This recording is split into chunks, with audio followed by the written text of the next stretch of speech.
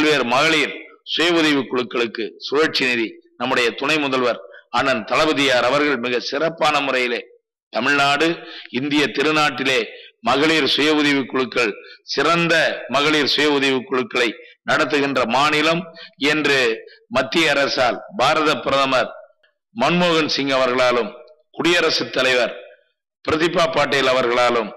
பாராட்டப்படுகின்ற இந்த வேளையில் நம்முடைய தமிழகத்தில் கடற்கரையில் வாழக்கூடிய நம்முடைய கன்னியாகுமரியிலே இருந்து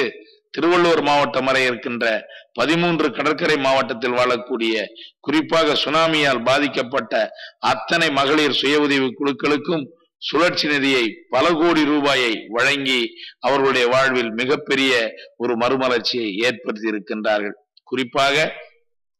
45 நாட்கள் உங்களுக்கெல்லாம் தெரியும், மீன்பிடி தடை செய்யப்பட்ட காலம், மீனவர்கள் மிகுந்த பாதிப்புக்கு உள்ளாகின்ற காலம், அவர்கள் வறுமையில் வாடக்கூடிய காலம். அந்த காலத்திற்காக கடந்த ஆட்சி காலத்தில் எத்தனையோ முறை மீனவர் தலைவர்களும் மீனவர் அல்லாதவராக இருக்கின்ற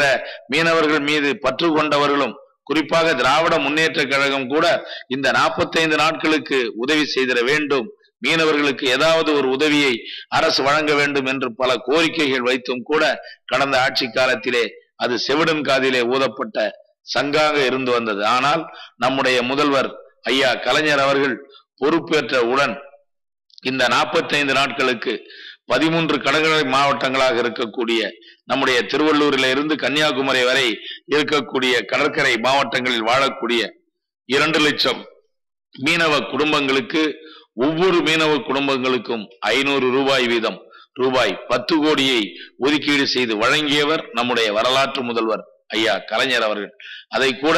இன்றைக்கு அந்த 500 ரூபாய் என்றிருந்ததை கூடுதலாக வேண்டும் என்று கோரிக்கை வைத்த போது அதையும் உயர்த்தி 300 ரூபாய் அதிகமாக உயர்த்தி 800 ரூபாயாக இன்றைக்கு வழங்கப்படுகிறது. அதை கூட அது காசோலையாக கடந்த காலங்களில் நம்முடைய ஆட்சியிலேயே காசோலையாக வழங்கப்பட்டது. அந்த காசோலையை பணமாக வழங்கினால் நாங்கள் வங்கிக்கு சென்று வருகின்ற அந்த செலவு, அங்கே இருக்கின்ற காத்திருக்கின்ற எங்களுடைய நேரங்கள் எல்லாம் மிச்சப்படும் என்று மீனவ மக்கள் என்னிடம் சொன்னதை நம்முடைய வரலாற்று முதல்வர் ஐயா கலைஞரிடத்திலே நான் எடுத்து சொன்ன பொழுது உடனடியாகவே அதை பணமாகவே வழங்குவதற்கான அந்த உத்தரவை வழங்கி இன்றைக்கு அந்த 800 ரூபாய் மீனவ மக்கள் அவர்களுடைய வீடு தேடி தமிழக மீன்வளத்துறை அதிகாரிகள் சென்று வழங்குகின்ற அந்த நிலையை ஏற்படுத்தி இருக்கின்றோம். அதே போல 1000 கோடி ரூபாயை ஒதுக்கீடு செய்து கடற்கரையிலே இருக்கக்கூடிய அத்தனை மீனவ கிராமங்களுக்கும் சாலைகள், இணைப்பு சாலைகள், மேம்பாலங்கள் என்று பல்வேறு சரித்திர சாதனைகளை படைத்து ஒவ்வொரு மீனவர்களுக்கும் வீடு கட்டுகின்ற அந்த திட்டத்தை நம்முடைய முதல்வர் ஐயா கலைஞர் அவர்கள் இன்றைக்கு நம்முடைய ஆட்சி பொறுப்பேற்று தொடக்கி வைத்து இன்றைக்கு 40,000த்திற்கும் மேற்பட்ட வீடுகள் கட்டி பிடிக்கப்பட்டிருக்கின்றன. இதைத்தான் நான் சட்டமன்றத்திலே கூட எதிர்கட்சி நண்பர்களை பார்த்து பேசுகின்ற பொழுது கடந்த அதிமுக ஆட்சியிலே ஒரு வீடுகளை கூட மீனவ மக்களுக்கு அரசின் சார்பாக கட்டித்தரப்படவில்லை என்கின்ற அந்த ஆதாரத்துடன் உள்ள அந்த குற்றச்சாட்டை நான் சொன்னேன். அதைத்தான் நம்முடைய முதல்வர் ஐயா கலைஞர் அவர்கள் இன்றைக்கு ஒவ்வொரு வீடும் 2,20,000 ரூபாய் என்று தொடங்கி விலைவாசி உயர்வின் பொழுதெல்லாம் 2,30,000, 2,40,000, 2,50,000 என்று இன்றைக்கு 2,80,000, 3 லட்சம் அளவிற்கு இன்றைக்கு ஒவ்வொரு வீடுகளும் கட்டி முடிக்கப்பட்டு வழங்கப்பட்டு இருக்கின்றன. குறிப்பாக நம்முடைய துணை முதல்வர் அண்ணன் தளபதியார் அவர்கள் சமீபத்திலே நம்முடைய பழவேற்காடு பகுதிக்கு வருகை தந்து ஒரு சிறப்புமிக்க மேம்பாலத்தை அந்த பகுதி மீனவ மக்கள் ஒரு கனவென்று சொன்னால் கனவை விட இன்னும் அதிகமாக சொல்லும் ஒரு லட்சிய கனவாக கண்டு வந்த அந்த மேம்பாலத்தை நம்முடைய திராவிட முன்னேற்ற கழகத்திலே ஆட்சியிலே அது அடிக்கல் நாட்டப்பட்டு இன்றைக்கு மிக சிறப்பான முறையிலே அது திறக்கப்பட்டு அந்த மீனவ மக்களுடைய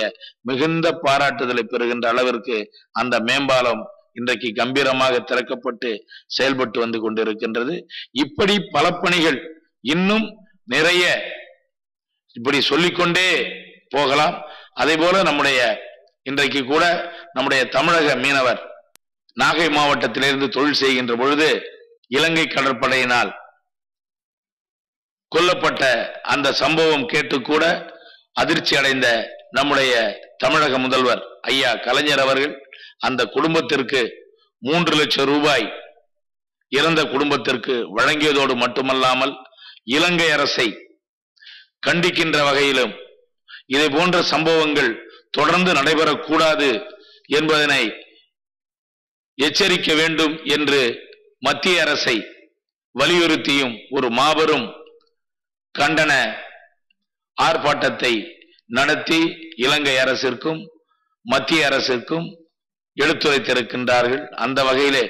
கடந்த காலங்களில் எல்லாம் இலங்கை கடற்படையினால் கைது செய்யப்படுகின்ற நம்முடைய மீனவர்கள் 6 மாத காலம் 1 வருட காலம் என்று அந்த இலங்கை சிறையிலே வாடியிருந்தது வரலாறு. அவர்களுடைய மீன்பிடி படகுகள் உபகரண பொருட்கள் எல்லாம் அந்த இலங்கை கடற்கரையிலே அப்படியே மக்கி போனதெல்லாம் வரலாறு. ஆனால் இன்றைக்கு நம்முடைய முதல்வர் ஐயா கலைஞர் அவர்கள் எடுக்கின்ற பெரும் முயற்சியின் காரணமாக 1 வருடம் 1 மாதம் அல்லது 1 வாரம் என்கின்ற அளவிற்கு அதிகபட்சம் 1 வாரம் அல்லது 1 மாத காலத்திற்குள்ளாகவே நம்முடைய தமிழகத்திலிருந்து கைது செய்யப்படுகின்ற அந்த தமிழக மீனவர்கள் விடுவிக்கப்படுவதும் அவர்களுடைய பொருட்கள் எதுவும் அந்த நாட்டால் சேதப்படுத்தாத அளவிற்கு திரும்பி பெறப்படுவதும் உங்களுக்கெல்லாம் நன்றாகவே தெரியும். அந்த வகையில் மிக சிறப்பான முறையிலே தமிழக மீன்வளத்துறை செயல்பட்டு வருவதும் அந்த மீன்வளத்துறையை நல்ல முறையிலே வழிநடத்தக்கூடிய நம்முடைய தமிழகத்தின் வரலாற்று முதல்வர் ஐயா கலைஞர் அவர்களும் நம்முடைய தமிழகத்தின் துணை முதல்வர் அண்ணன் தளபதியார் அவர்களும் அதேபோல தமிழகத்தில் இருக்கக்கூடிய மீன்வளத்துறையினுடைய செயலர் மற்றும் அதிகாரிகளும் நல்ல முறையிலே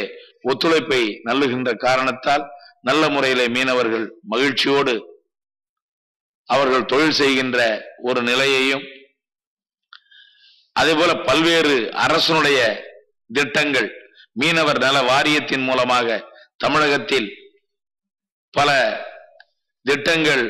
அனைவராலும் பாராட்டப்படக்கூடிய திட்டங்களாக இருக்கக்கூடிய கருவுற்ற தாய்மார்களுக்கு 6000 ரூபாய் வழங்குகின்ற திட்டமாக இருந்தாலும், திருமண உதவி திட்டமாக இருந்தாலும், முதியோர் உதவித்தொகையாக இருந்தாலும், விபத்து காப்புறுதி திட்டங்களாக இருந்தாலும், இப்படி எந்த பல்வேறு திட்டங்களாக இருந்தாலும் மீனவர் நல வாரியத்தின் மூலமாக அந்த திட்டங்களை எல்லாம் மிக எளிதில் மீனவர்களுக்கு கிடைக்கின்ற வகையில் பல்வேறு திட்டங்களை செயல்படுத்தி என்னுடைய மீன்வளத்துறைக்கும் என்னுடைய திருவொற்றியூர் தொகுதி மக்களுக்கும் ஒரு நல்ல நிலையிலே பணியாற்றி வருவது எனக்கு ஒரு மிகுந்த மகிழ்ச்சியை அளிக்கின்றது. திராவிட முன்னேற்ற கழகம் ஆட்சி பொறுப்பேற்று நம்முடைய முதல்வர் ஐயா கலைஞர் அவர்கள் ஆற்றி வருகின்ற பணிகள் துணை முதல்வர் அண்ணன் தளபதியார் அவர்கள் சுற்றி சுழன்று தேனீ கிளை போல தமிழ்நாடெங்கும் பட்டி தொட்டிகள் எல்லாம் அவர் பாதம் படாத இடங்களே இல்லை என்கின்ற அளவிற்கு அரசுடைய திட்டங்களை செயல்படுத்தி வருவதையும் பாராட்டுகின்ற வகையிலேதான் கடந்த இந்த 4 ஆண்டுகளில் 11 சட்டமன்ற இடைத்தேர்தலை தமிழகம் சந்தித்திருக்கிறது. இந்த 11 சட்டமன்ற இடைத்தேர்தலிலும் திராவிட முன்னேற்ற கழகமும் திராவிட முன்னேற்ற கழக கூட்டணியும் தான் ஒரு மாபெரும் மகத்தான வெற்றியை பெற்றிருக்கின்றது. இதையெல்லாம் பார்க்கின்ற வகையில் இன்றைக்கு நாடு போற்றுகின்ற நல்ல ஆட்சியாக, ஏழையின் சிரிப்பிலே இறைவனை காணுகின்ற ஆட்சியாக நடைபெற்றுக் கொண்டிருக்கின்ற திராவிட முன்னேற்ற கழகத்தினுடைய ஆட்சி நம்முடைய வரலாற்று முதல்வர் ஐயா கலைஞர் அவர்களுடைய அரும் பெரும் திட்டங்களான உயிர் காக்கும் உயர் சிகிச்சைக்கான கலைஞர் காப்பீடு திட்டம், அதே போல 108 ஆம்புலன்ஸ் சேவை, இன்னும் பல்வேறு திட்டங்கள் சொல்லிக்கொண்டே போகலாம். இப்படிப்பட்ட திட்டங்கள் எல்லாம் மக்கள் மனதில் ஒரு மனம் நிறைந்த திட்டங்களாக இருக்கின்ற காரணத்தால் வரும் தேர்தலிலும் திராவிட முன்னேற்ற கழகமே ஒரு தனிப்பெரும் வெற்றியை தமிழகத்தில் பெறும் என்பது உறுதி.